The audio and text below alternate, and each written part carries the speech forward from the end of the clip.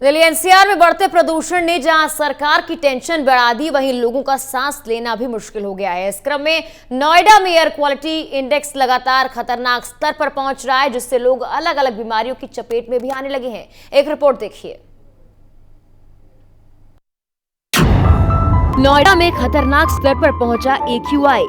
बढ़ते प्रदूषण से सांस लेना हुआ मुश्किल। बच्चों और बुजुर्गों को घेर रही बीमारियां। वायु प्रदूषण का कब होगा समाधान? ठंड के शुरू होते ही वायु प्रदूषण ने भी अपना कहर बरपाना शुरू कर दिया है।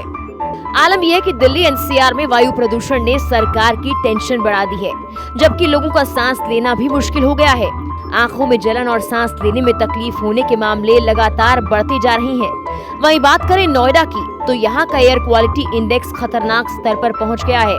नोएडा सेक्टर 1 में एयर क्वालिटी इंडेक्स 396, सेक्टर 125 में 559, सेक्टर 62 में 438 और सेक्टर 29 में एयर क्वालिटी इंडेक्स 459 रहा।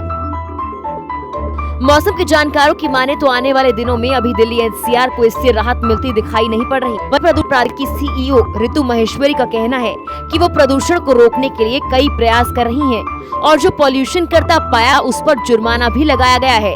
यही नहीं, NGT की गाइडलाइंस को भी फॉलो कराया जा रहा है। नोएडा अथॉरिटी द्वारा लगातार 2-3 चीज़ों पे काम किया जा रहा है। पानी का छिड़काव सभी सड़कों पे किया जा रहा है।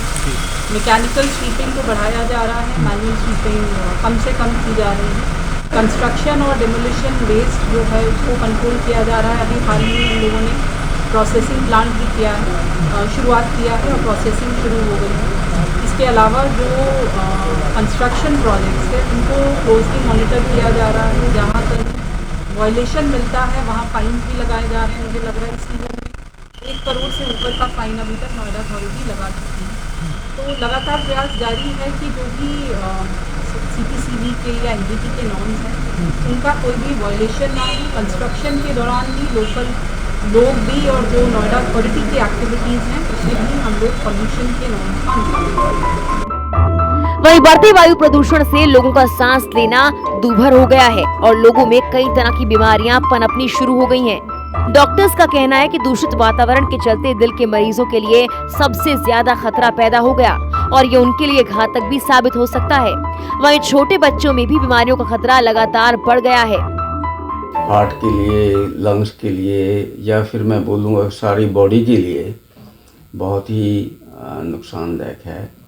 और ये एक ऐसी चीज़ है कि इसके बारे में जितना भी हम बोलें कम है कि इसके कितने डेंजरस इफ़ेक्ट्स हैं। सैड पार्ट इज़ कि हम बातें करते हैं इसको प्रिवेंट करने की, मेथड्स भी हैं, लेकिन प्रैक्टिकल लाइफ में वो मेथड ज़्यादा प्रूव नहीं हो पाते, क्योंकि उसमें कोऑपरेशन हर सेक्टर की चाहिए। जब तक ड्रास्टिक स्टेप पोल्यूशन को कम करने के नहीं लिए जाएंगे, pollution is going to stay और बढ़ती जाएगी। नोएडा में बढ़ते प्रदूषण ने जहां लोगों का जीना मुश्किल कर दिया है, वहीं सरकार की चिंता में भी इजाफा हो गया है। यही वजह है कि दिल्ली समेत कई राज्यों में दिवाली पर पटाखा जलाने पर प्रतिबंध लगा दिया गया है, जबकि यूपी के कई जिलों में भी लोग दिवाली पर पटाखा नहीं जला सकते। ऐसे में देखना यह है कि इन प्रतिबंधों के बावजूद प्रदूषण पर कैसे लगाम लगती है। प्राइम न्यूज के लिए नोएडा से विजय गौड़ की रिपोर्ट।